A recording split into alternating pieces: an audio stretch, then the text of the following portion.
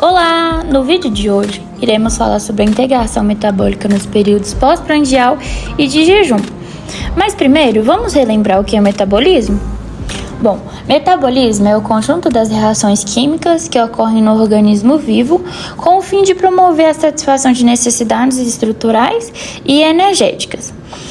Agora que metabolismo já está quente na nossa cabecinha, primeiramente vamos falar sobre a importância do fígado na regulação e distribuição de nutrientes, como o carboidrato, lipídios e proteínas no organismo. Durante o período pós-prandial, a maioria dos nutrientes é direcionada ao fígado pela veia porta, enquanto os triglicerídeos da dieta podem seguir uma rota diferente, indo para a circulação sistêmica e sendo metabolizados pelo fígado ou armazenados no tecido adiposo. De um modo geral, a concentração dos nutrientes no sangue é extremamente controlada pelo fígado, que os capta e distribui. No entanto, o fígado será o órgão central da manutenção da homeostasia de carboidrato, lipídios e proteína. Durante o jejum, o organismo utiliza a degradação do glicogênio, proteólise muscular e lipólise para manter o suprimento de energia. Além disso, analisamos como diferentes células e tecidos, como hemácia, cérebro, músculos, fígado e tecido adiposo, que têm vias metabólicas específicas, interagem para manter a homeostasia durante os períodos pós-prandial e de jejum. Agora vamos falar do período pós-prandial. No metabolismo dos lipídios no estado bem alimentado, vai ocorrer a lipogênese, porque vai haver o excesso de glicose, de ATP, de acetil-CoA ou de NADPH. Ela vai ocorrer nas células do fígado e do tecido adiposo, e a sua importância é guardar os excessos de lipídios que sobraram. O produto final da lipogênese é o triacilglicerídeo, que é armazenado em forma de gordura. O que é interessante no estado alimentado é a presença da insulina, que é o hormônio predominante e estimula positivamente a acetil-CoA carboxilase, que é a enzima marca-passo. Também na presença da insulina acontece a síntese de colesterol. Também irão ocorrer a síntese e a secreção de lipoproteínas de densidade muito baixa e também a produção de corpos cetônicos. Bom, seguindo o raciocínio do vídeo, agora vamos falar sobre o metabolismo de carboidratos no estado alimentado. Bom, pela dieta em que consumimos, os carboidratos eles precisam ser digeridos e absorvidos no sangue. A glicose ela é um monossacarídeo, ou seja, uma molécula pequena de carboidrato. E para se obter energia é necessária a sua quebra, e assim libera-se ATP. Essa reação ela é chamada de glicólise. Outro ponto importante é que o excesso de glicose no corpo vai ser armazenado no fígado e no músculo esquelético, em forma de glicogênio. Essa reação ela é chamada de glicogênese.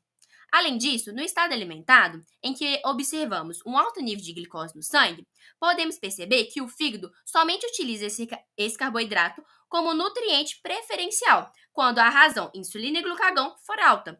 Vale lembrar que esses hormônios são secretados e produzidos pelo pâncreas, e especialmente a insulina, que vai regular a glicogênese e a glicólise.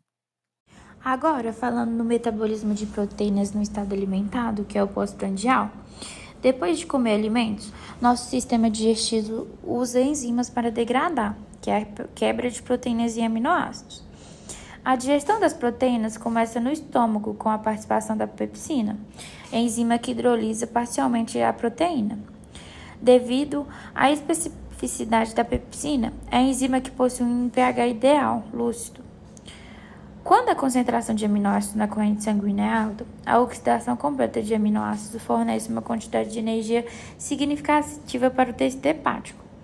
Os aminoácidos podem ser totalmente oxidados pelo fígado ou ainda ser convertido em glicose ou corpos cetônicos.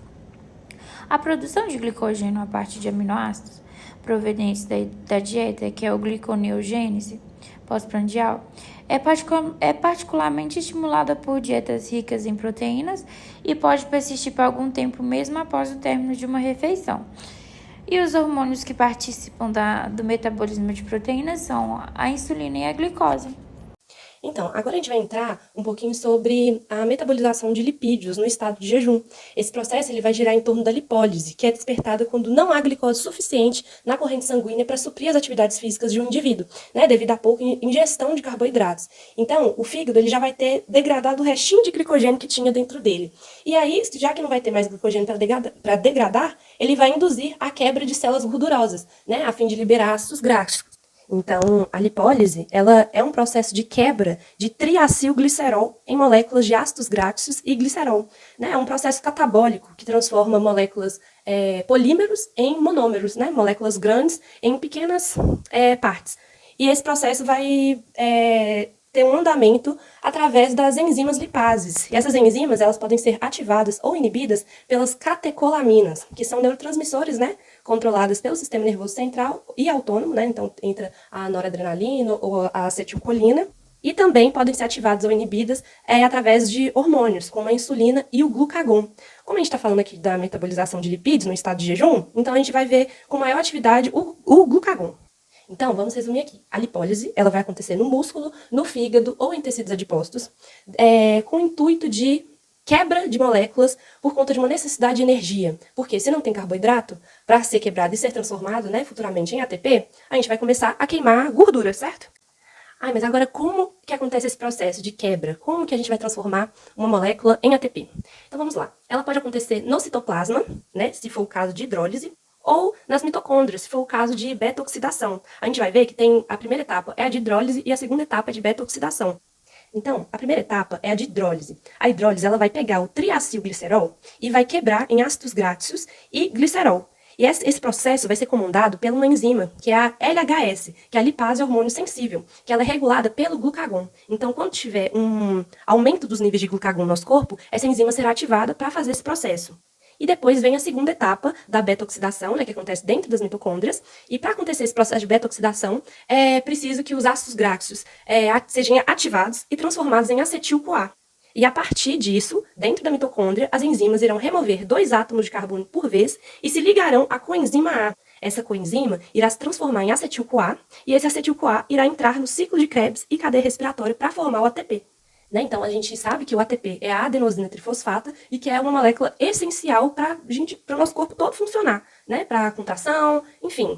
A gente tem que lembrar também que o acetil-CoA em excesso não consegue entrar todo no ciclo de Krebs, né? O ciclo de Krebs não dá conta de metabolizar toda a quantidade de acetil-CoA que foi produzido, que é em muita quantidade, né? Não dá conta de metabolizar isso tudo em ATP. Então, o que sobra vai para os hepatócitos, onde ocorre a cetogênese. E nessa cetogênese, esse processo de cetogênese é o processo que produz corpos cetônicos. Esses corpos cetônicos, eles são muito utilizados como fonte de energia em casos de jejum extremo. Então o cérebro ele só vai utilizar os corpos cetônicos como uma fonte de energia deles quando a pessoa está assim, em um jejum intermitente muito intenso. E isso não é bom, né? Até porque nada em excesso é bom. Então, assim, a gente tem que entender que o excesso de corpos cetônicos pode causar a cetoacidose, que é um problema que deixa o sangue mais ácido, né? E, obviamente, se o pH muda, todas as formas de proteínas, de substâncias que tem no nosso corpo, muda de forma, muda de função. Logo, pode levar a gente à morte. Bom, seguindo o conteúdo do vídeo, agora vamos falar sobre o metabolismo de carboidratos no estado de jejum.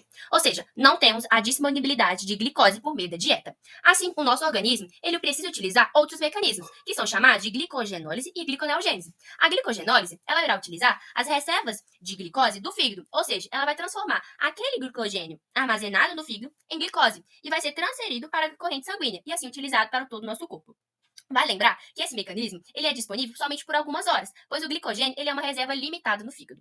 Bom, a partir disso, em jejuns prolongados, é necessária a atuação da gliconeogênese para manter a glicemia, pois ela vai realmente produzir, ou seja, sintetizar a glicose por meio de outros recursos, como a alanina, lactato e o glicerol. Por fim, vale lembrar que o hormônio regulador dessas reações é o glucagon, que é realmente produzido e secretado pelo pâncreas. O metabolismo de proteínas ocorre diariamente no corpo. As proteínas são extraídas das células desgastadas, como os eritrócitos sanguíneos, e degradadas em aminoácidos livres. Alguns aminoácidos são convertidos em outros aminoácidos, ligações peptídicas são refeitas e novas proteínas são feitas como parte da constante renovação das células. Se outras fontes energéticas estiverem esgotadas ou inadequadas e a ingestão de proteínas for alta, o fígado pode converter proteínas em triglicerídeos ou glicose, ou pode oxidá-las em dióxido de carbono e água. Como com os ácidos graxos, o fígado deve processar os aminoácidos antes que eles possam ser utilizados pelas células para obtenção de energia. O fígado remove o nitrogênio dos aminoácidos através da desaminação. Os cetoácidos resultantes podem ser convertidos em acetilcoenzima A e utilizados para obtenção de energia no ciclo de Krebs. Muito obrigado por assistirem até aqui. Até a próxima!